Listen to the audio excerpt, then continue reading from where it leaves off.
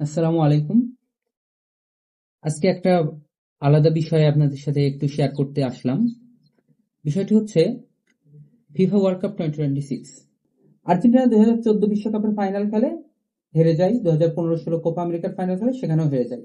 তারপরে তো রব উঠে গিয়েছিল। অ্যাকচুয়ালি আমরা ধরে নিয়েছিলাম যে এই আর্জেন্টিনা টিম, এই সেটআপ এবং আমাদের প্রিয় প্লেয়ার মেসি, সে হয়তো কোনো আন্তর্জাতিক ইন্টারন্যাশনাল ট্রফি বাদেই তার ইন্টারন্যাশনাল ক্যারিয়ার শেষ করতে চলেছে।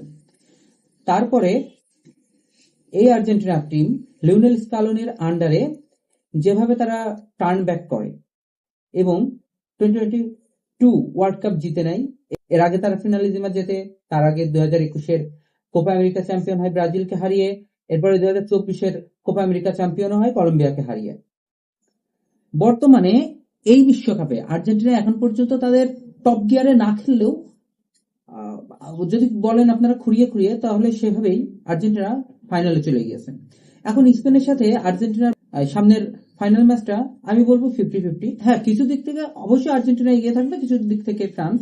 যেমন এক্সপিরিয়েন্সের দিক থেকে আর্জেন্টিনার এটা সপ্তম বিশ্বকাপ ফাইনাল, এবং আর্জেন্টিনার বর্তমান সেটআপ, বর্তমান যে খেলোয়াড় এবং কোচ সেটআপ রয়েছে, সকলেরই কিন্তু রানিং বিশ্ব চ্যাম্পিয়ন তারা, এবং তাদের কিন্তু 2022 বিশ্বকাপ জেতার একটা এক্সপিরিয়েন্স আছে, যেটা স্পেনের কোচ অথবা খেলোয়াড়দের কাছে নাই।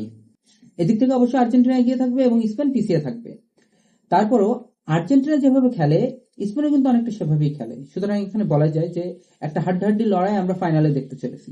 এখন ধরে নিই আর্জেন্টিনা সামনের বিশ্বকাপ ফাইনাল জিতলো না।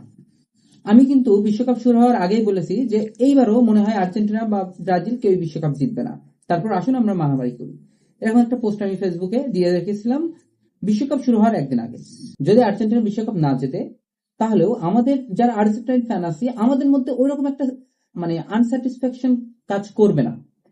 কারণ আমরা অলরেডি এই আর্জেন্টিনা টিমকে নিয়ে স্যাটিসফাইড।